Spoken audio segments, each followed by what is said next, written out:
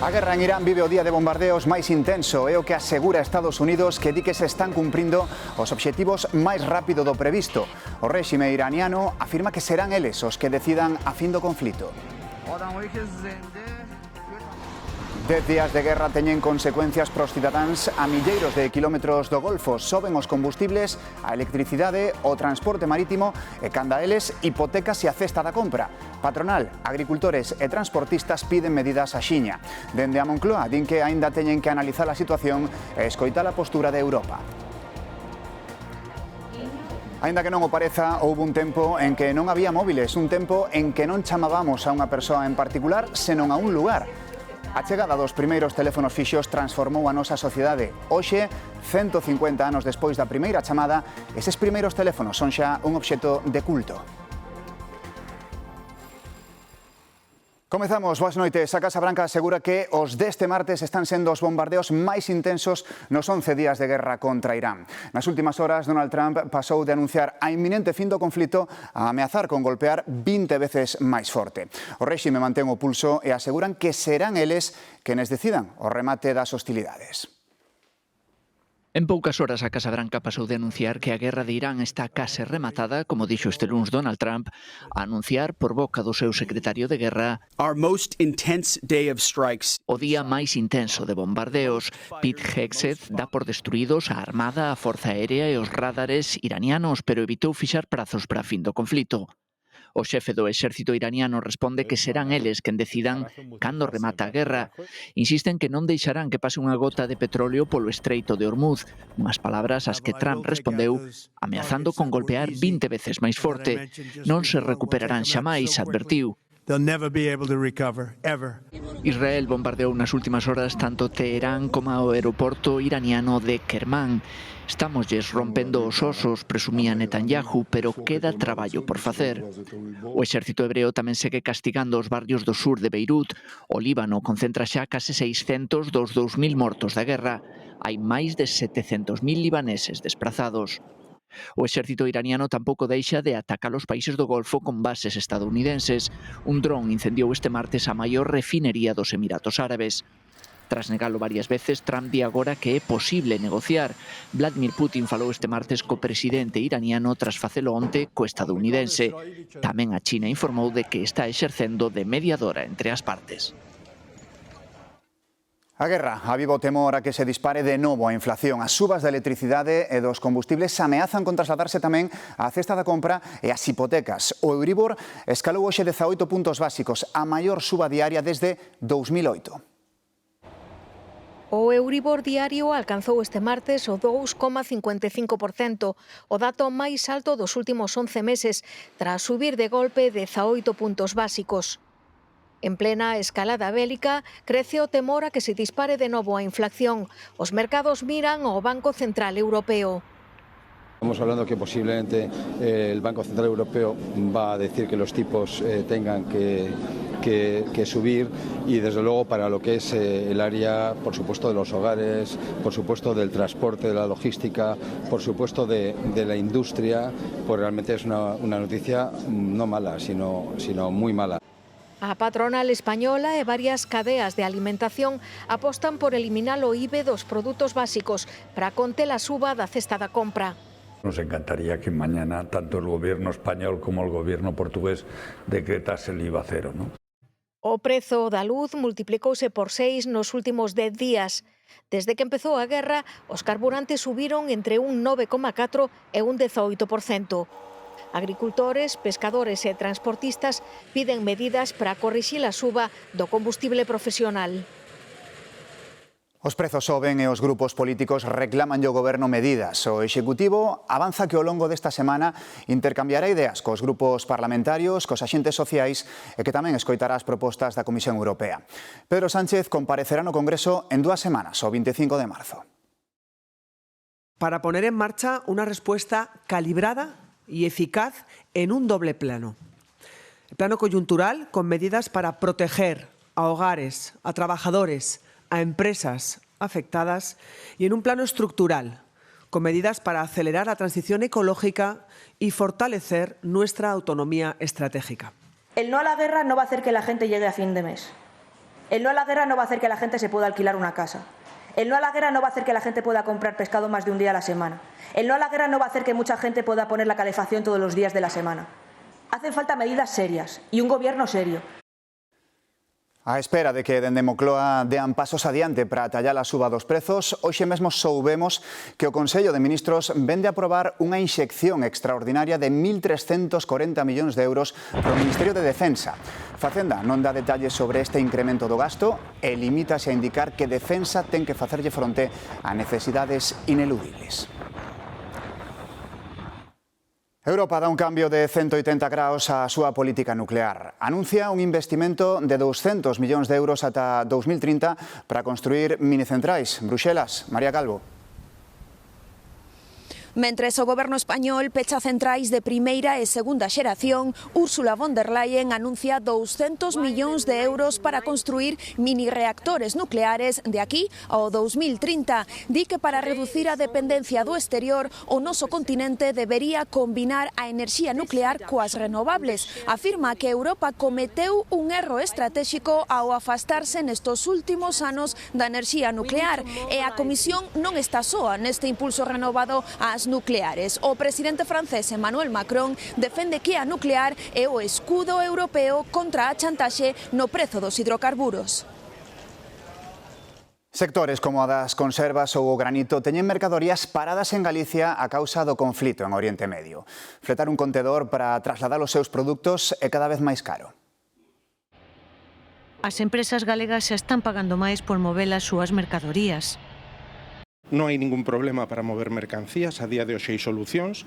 O que pasa é que algunhas desas solucións son ou ben máis caras ou levan máis tempo de tránsito. Por exemplo, tarda máis tempo en chegar a Galicia o aceiro e o aluminio co que traballa un cento de empresas do metal. As empresas teñen un alto grado de proxectos firmados e o que lles está afectando é nos plazos.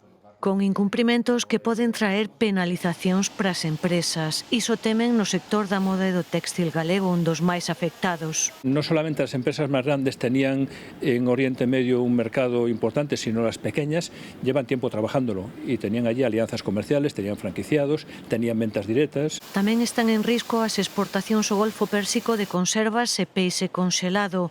O sector da alimentación tamén se resente, sobre todo polo que importa da zona. Sí que hai importación, por ejemplo, de plástico, que puede impactar en todo lo que tiene que ver con envases. Afecta a todo tipo de empresas, mesmo as dedicadas ao granito. Ferias que estaban programadas para la inmediata celebración en esta primavera están siendo reprogramadas para después del verano. Por tanto, si eso ocurre con las ferias, ¿qué no va a ocurrir con las obras? As exportacións galegas xa sufrían polos aranceis dos Estados Unidos. Aínda que a incidencia directa é pequena, o sí que é certo que hubo un descenso en xeral de un 32% de descenso con respecto a exportacións e importacións co Estados Unidos. A Xunta xa activou coas empresas unha mesa de apoio logístico para facer un seguimento do impacto económico deste conflito. No medio da suba de prezos destes días, hai un produto a pescada que está moito máis barata que noutras épocas do ano. Hai moita no mar e nótase no mercado. Da merluza vexo moito.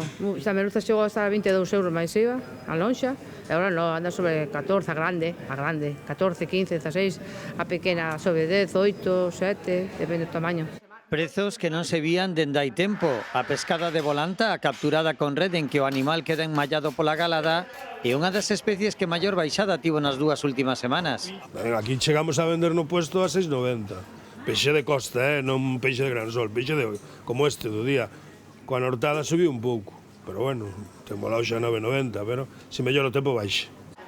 Unha boa ocasión para facer acopio dun peixe saboroso e con múltiples preparacións. Eu cando saben de precio collo para a semana e congelo para non gastar todos os días a vir. Non só a pescada, outros manxares como a robaliza ou rodaballos salvaxes teñen agora un prezo reducido. Estuvo la semana pasada entre 48 y 50 y esta semana 28, porque al haber pescado baja, cuando no lo hay sube. Como a todo produto natural, a lei da oferta e a demanda marca o seu valor en prazas e mercados. Máis asuntos deste martes. Os inmigrantes irregulares que viven en España van a acceder á sanidade pública. O Goberno acaba de aprobar o Real Decreto co que busca evitar desigualdades. Este Real Decreto iguala la cobertura sanitaria para estos beneficiarios en toda la geografía española y acaba con criterios que eran divergentes que hasta la fecha se aplicaban en función del territorio. O Partido Popular vai modificar no Senado a Lei de Multirreincidencia para endurecer a regulación de inmigrantes. A Comisión de Xustiza da Cámara Alta aproba varias emendas para evitar que migrantes con antecedentes penais se poidan beneficiar da regularización masiva que aprobou o Goberno.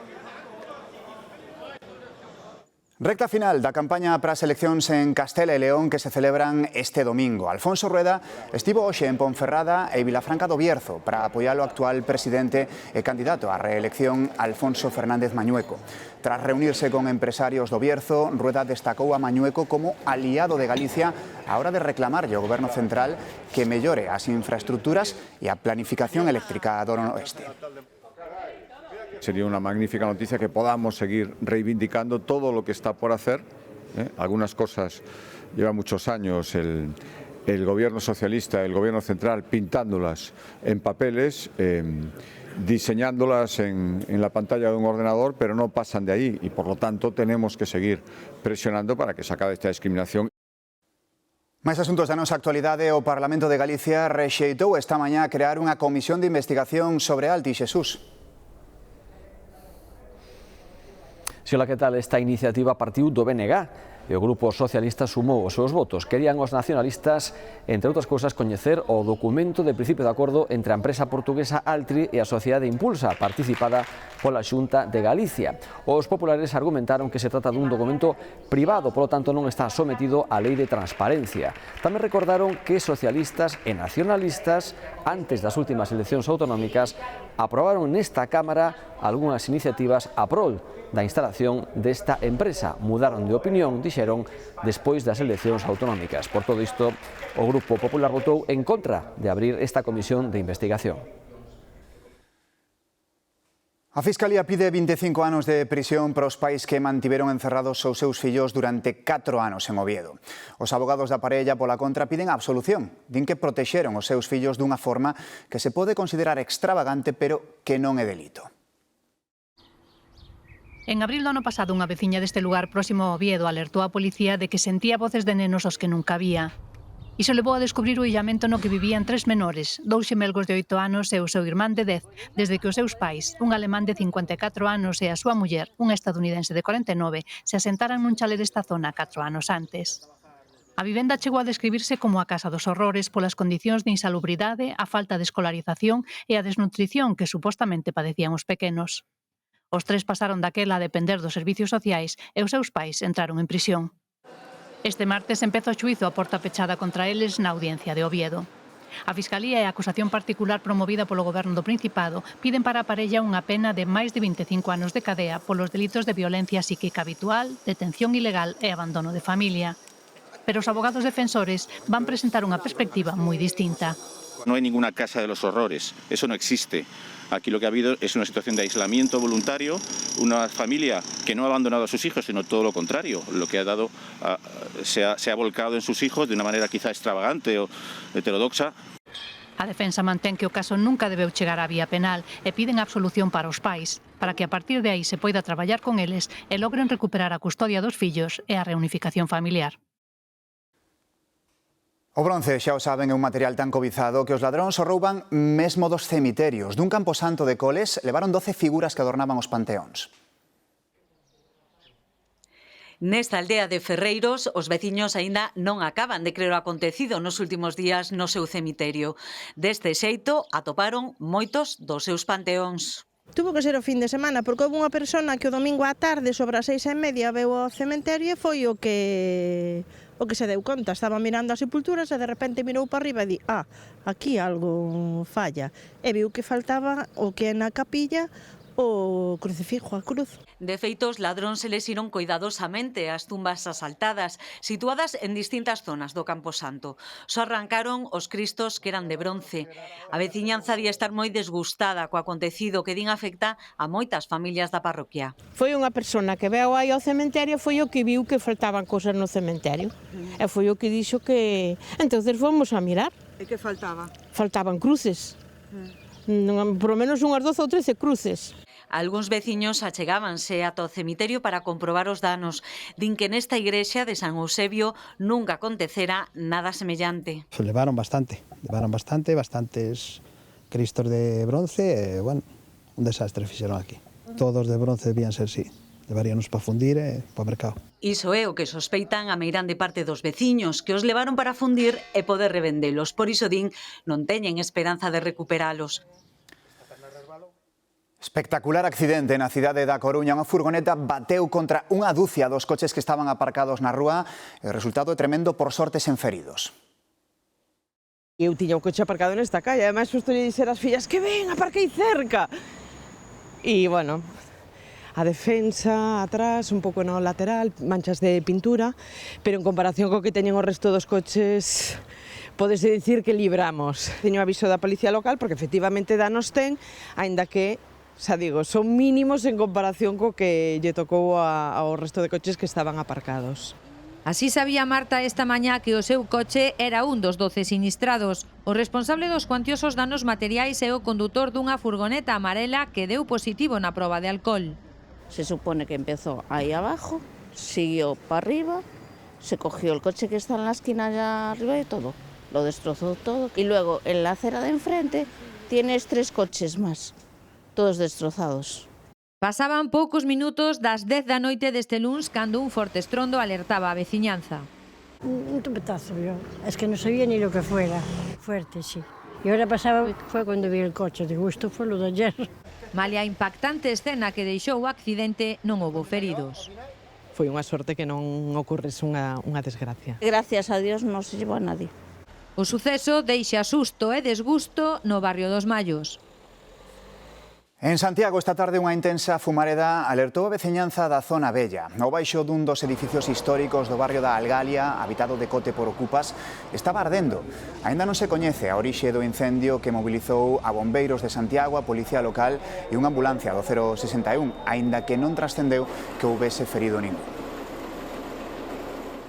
Novidades na convocatoria de bolsas de estudos. O Goberno rebaixa o número de créditos de matrícula que precisan os estudantes para obter unha axuda. E tamén os que se lles exixen aos alumnos con discapacidade. O obxectivo é chegar a máis dun millón de mozos que se poderán beneficiar dos máis de 2.500 millóns de euros que se destinan este ano a bolsas de estudos.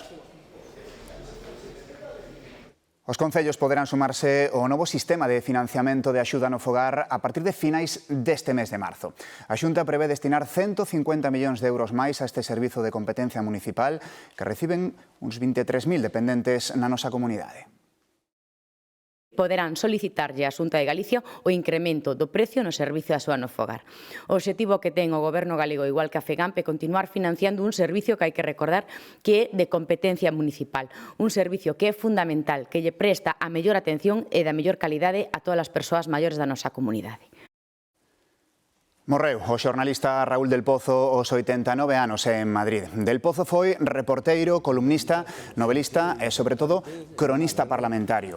7 décadas de xornalismo contemplan a súa traxectoria profesional que comezou no Diario de Cuenca en 1960. Pasou por cabeceiras como Pueblo, Interviú, Diario 16 e, sobre todo, El Mundo. Publicou a súa derradeira columna o primeiro día deste ano 2026. Un momento, por favor. 981, é que para a seguinte noticia temos que facer unha chamada telefónica. Diga. Alejandro, que tal? Son Pablo. Mira, que dis que cumpren 150 anos da primeira chamada telefónica da historia. Sí, foi o 10 de marzo de 1876. Graham Bell chamou ao seu asistente e díxolle: señor Watson, veña aquí que quero velo. Foi a primeira transmisión de voz humana a través dun cable eléctrico. Aquí en Galicia a primeira chamada foi en 1882 en Vigo, pero nós quixemos vir ata aquí ata Coruña, xa que algúns xubilados de Telefónica aínda gardan auténticos trebellos que foron toda unha revolución nas telecomunicacións aquí en Galicia e, por suposto, nós quixemos velos. Non é o teléfono orixinal de Bell, pero na Coruña consérvanse en funcionamento equipos dos anos 20 do século pasado. O máis antigo data de 1926. Son de una época parecida a la que los primeros que se utilizaron, ¿no? ¿Y en qué consistía? Pues mira, en 2 teléfonos con un circuito que los une y unas pilas para alimentarlos.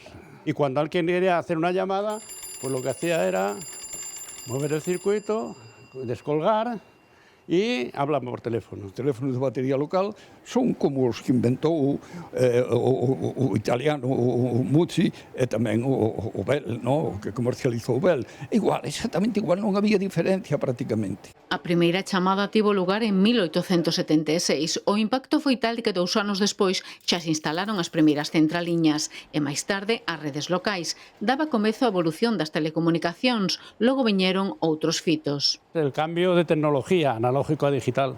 Y luego ya la tercer gran es la desmontaje de todas las centrales analógicas digitales y la aparición de la fibra óptica. Tecnoloxías ás que nos achega este museo que mantén con vida un grupo de persoas xubiladas de Telefónica. En Barcelona atopamos a imaxe do día. A cruz que coroa a Sagrada Familia xa locio completo tras a retirada dos andamios que atapaban durante as obras de instalación. Ca colocación do último brazo da cruz, a basílica alcanza unha altura de 172 metros e medio. A panadería máis antiga de toda Galicia fai 150 anos. É un negocio familiar de Sarria que xa vai pola quinta xeración. Fundada en Sarria en 1876, hai 150 anos. A Pallares está considerada a panadería en activo máis antiga de todo o país.